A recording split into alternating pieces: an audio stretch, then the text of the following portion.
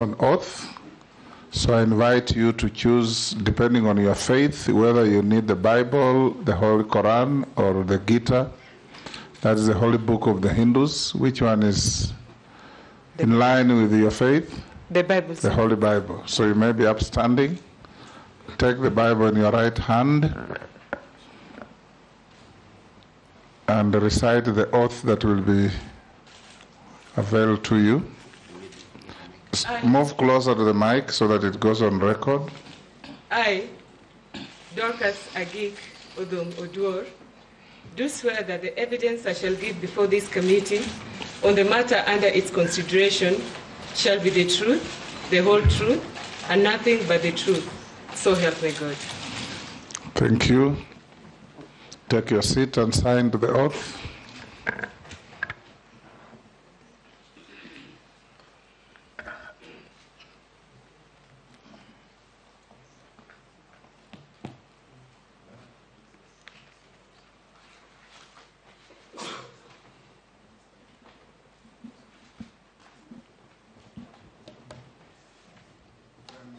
Give your documents to the sergeant to pass to the clerk so that he can be able to check against what we have on you.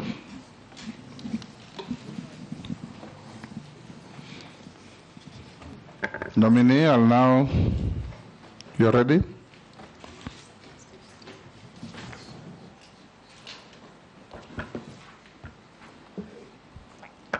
You are ready?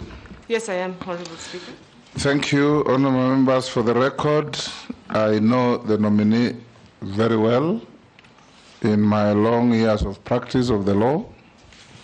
We have interacted with the nominee when she worked in the Attorney General's chambers in the old constitution and after her transition to the new constitution. She's somebody we've worked with in cases sometimes on the same side, sometimes on opposite sides. That notwithstanding, it will not impair my ability to engage her, to find her suitability or otherwise. Nominee Dorcas, we invite you to introduce yourself by telling this committee your name, your educational background, your work experience, and above all, your competences that make you think you are suitable to hold the office to which you have been nominated for consideration for appointment. Honorable Speaker. In 5 minutes. Honorable Speaker, sir, I had prepared an opening statement to introduce myself. May I proceed? Go ahead, I'll give you room to do that. Is it less than 5 minutes? It will be. Okay. Honorable Speaker, sir, honorable members of the Committee on Appointments, my name is Dorcas Oduor. I'm privileged to appear before you today for the purpose of being vetted for the position of Attorney General of this great Republic of Kenya. This is as required under Article 156, Sub-Article 2 of the Constitution of Kenya. Honorable Speaker, sir, and honorable members, I'm deeply, deeply humbled by the confidence and trust which His Excellency the President, Dr. William Samoei Ruto, has shown and placed in me by nominating me to this position. It is also not lost on me that this is a historic moment, in that this will be the first time for a Kenyan woman to be interviewed for this high office in the legal sector. I'm therefore under no illusion that should I be approved by this august House, much would be expected of me, both as a jurist and more significantly as a woman. Mr. Speaker, and honorable members, it would be remiss of me not to acknowledge the fact that, in essence, I do not stand here alone. I stand on the shoulders of many people of goodwill, and I'm a beneficiary of their generous support and mentorship. Their knowledge and wisdom over the years has shaped me into the person I am today. Honorable Speaker, and members, for my secondary school education, I attended Luak Girls High School. after which I read law at the University of Nairobi. Thereafter, I gained a postgraduate diploma from the Kenya School of Law. I subsequently attained a Master's of Arts degree at my alma mater, the University of Nairobi. I have also other certificates and commendations from other relevant professional, leadership, management, and other training institutions over the years. Mr. Speaker, sir, and honorable members of this committee, all this I have set in the CV that I have submitted to you. Honorable Speaker, sir, and members, my legal career started in 1992 when I was admitted to the role of Advocate of the High Court of Kenya.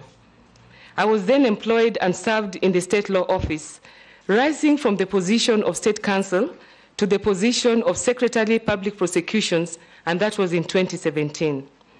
This was as a result of the delinking of the Office of the Director of Public Prosecutions from the Office of the Attorney General by the Constitution of Kenya 2010.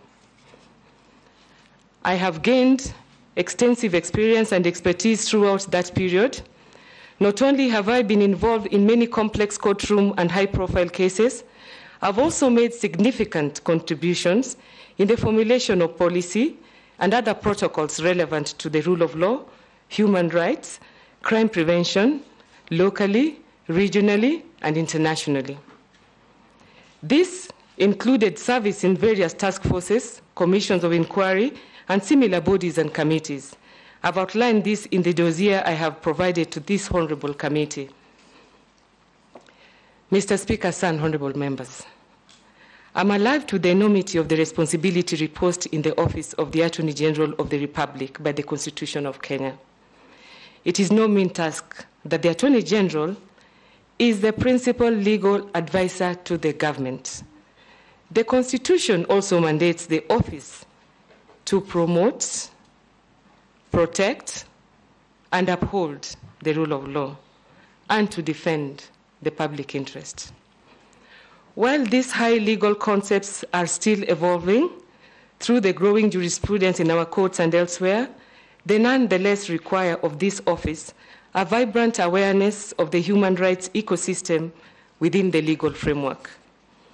It is therefore my respectful opinion, Honorable Speaker and members, that the position of the Attorney General calls for far much more than just that of an advocate for one client. The public interest demands of the office the duty to respect, advocate, and operationalize at all cadres of the administration this cardinal value of justice. In the circumstances, Mr. Speaker, sir, and honorable members, I would submit that we stand at a unique moment in our constitutional dispensation. It calls for the qualities of listening and learning. Should this House confirm me, I would be determined, as a matter of priority, to pay attention to those two qualities. Not having occupied the position of the Attorney General before, I would obviously benefit from the strengths and victories of my predecessors. I would also seek to collaborate with other persons and agencies to enhance any aspect of the vision and mission of this office, which may still require revitalization. My bounden duty would have to be the delivery of sound, honest, and objective legal advice to the government in accordance with the Constitution of Kenya and my oath of office. Additionally, it will demand proactiveness in the attainment of other core responsibilities in the public interest. All stakeholders in the justice sector have no less duty than that. Accordingly, Mr. Speaker, and members, for me, working together will not be an option, but an imperative.